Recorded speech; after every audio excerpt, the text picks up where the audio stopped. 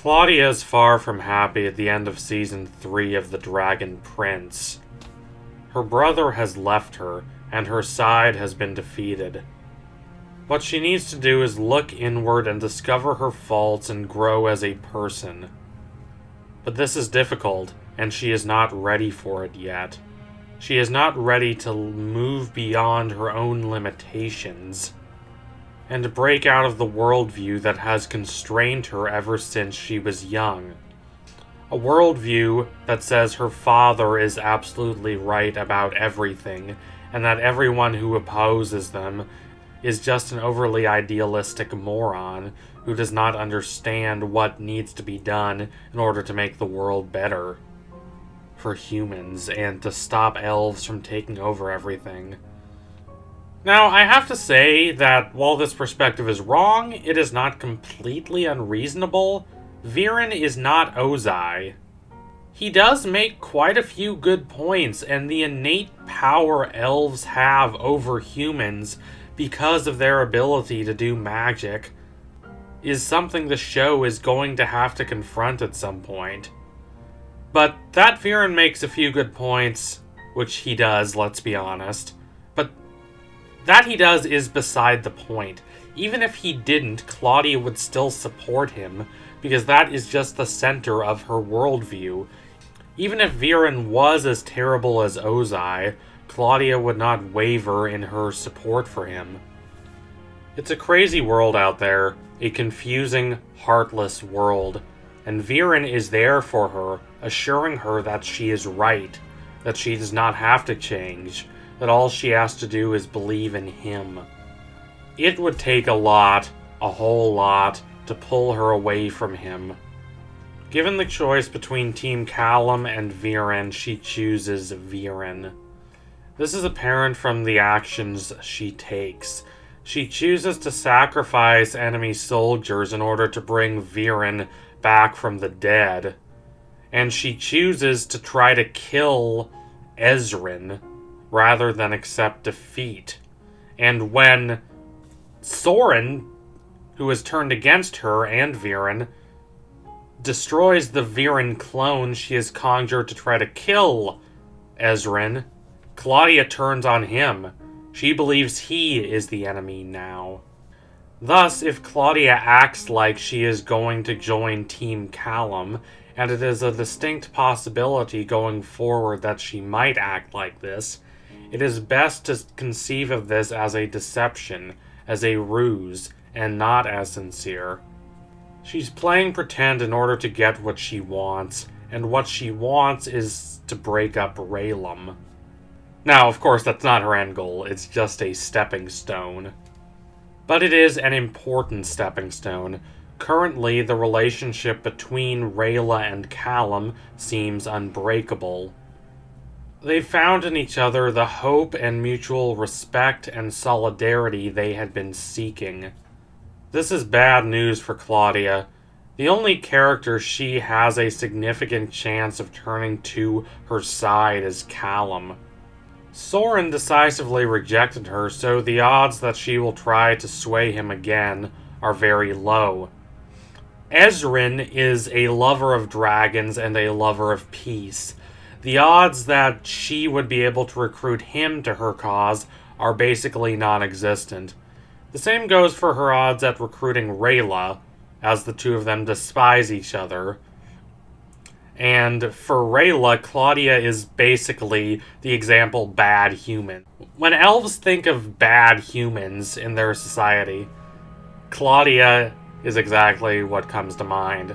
Arrogant, proud, egotistical, and unwilling to look outside oneself and consider the world at large.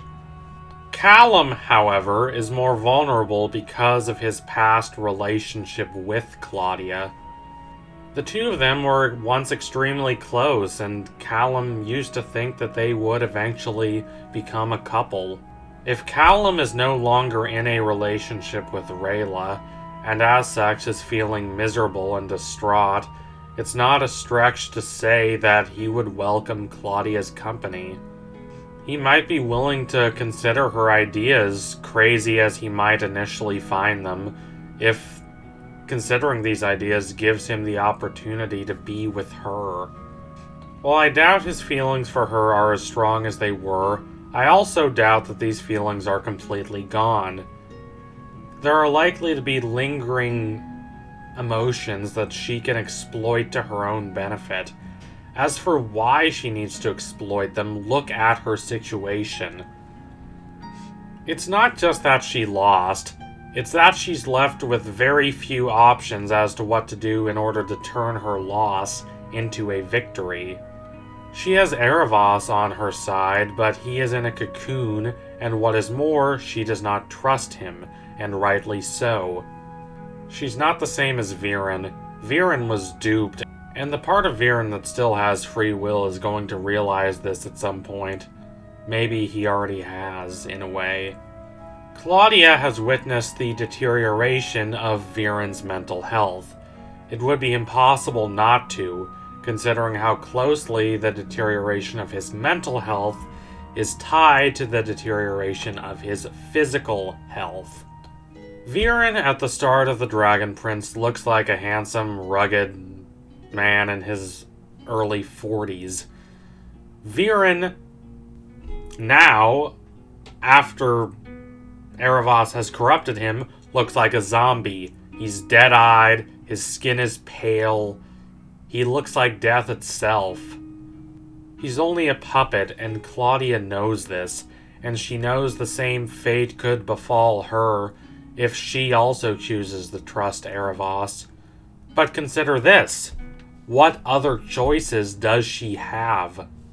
The defeat at the end of Season 3 was decisive. She does not really have any other options aside from trusting Eryth. Except, maybe, manipulating Callum and rekindling his feelings for her.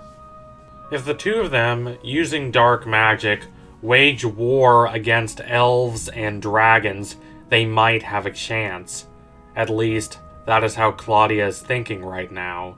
It could be that the only possibility for Claudia to avoid the worst-case scenario of having to trust Eryth is turning Callum to her side.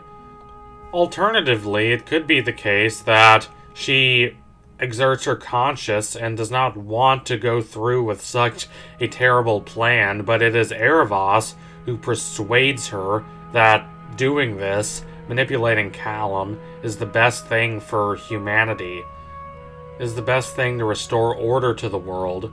So it is reasonable to think that she is going to try to split apart Rayllum.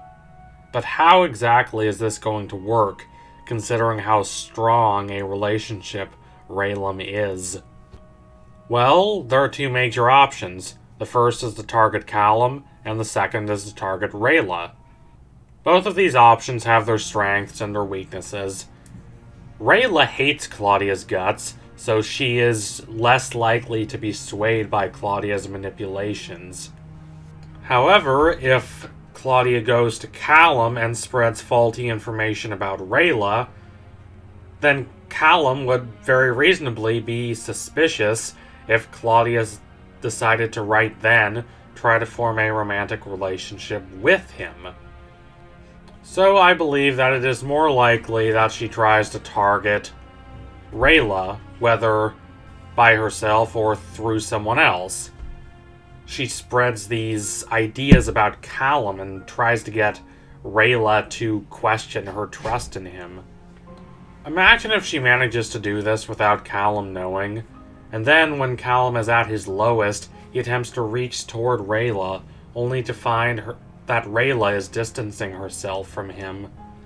This could be even worse because Rayla would likely not explain the reasons why she's distancing herself from him, because, as the show has already well established, Rayla is terrible at communicating. So what would Claudia actually say to Rayla to convince her to lose her trust in Callum? Well, I think in these cases it's important for the lie to remain very close to the truth, or at least to have its basis in the truth. Otherwise, Rayla will be very suspicious of Claudia's motives.